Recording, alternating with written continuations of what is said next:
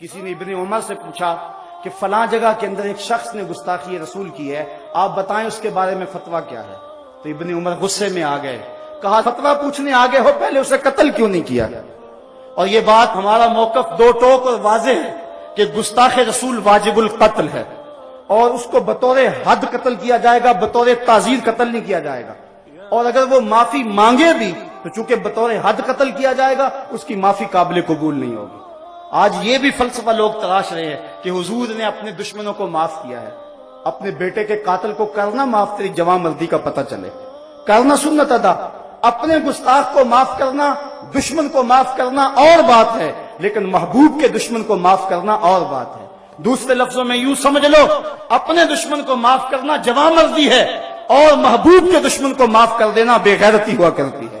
اس لیے 1400 سالہ امت کی تاریخ میں کبھی ایسا نہیں ہوا کہ کسی مومن نے گستاخ رسول کو معاف کیا ہو۔ یہ دو ٹوک اور واضح ہمارا یہ موقف ہے کہ حضور کا گستاخ واجب القتل ہی ہے اور اس کا سر ہی اڑایا جائے گا۔ بلکہ فتاوی عالمگیریہ میں 500 علماء ہند نے فتویٰ دیا، کسیرا گفت کہ جامع پیغمبر ریمناک بود۔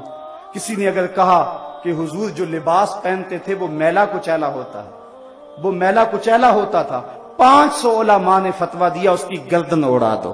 جو حضور کے لباس کو بھی میلا کہے، یہ تو وہ نازک بارگاہ ہے، لے سانس بھی آہستہ کے دربار نبی ہے۔ یہاں تو سانسوں کا شور بھی بے ادبی کہلاتا ہے۔ یہاں تو جنید و بایزید آتے ہیں، وہ بھی سانسوں کو روک کے آتے ہیں۔ تو یہ ایک اہم کام ہے اور فوری حل ہے۔ گستاخان رسول کے سینے میں یہ ڈر رہنا چاہیے، جس طرح کبھی کہا جا رہا تھا کہ سلمان رشدی کہتا ہے اگر چڑیا بھی پر مارتی ہے تو میں کانپ جاتا ہوں کہ کوئی غیرت مند مسلمان آ گیا ہے۔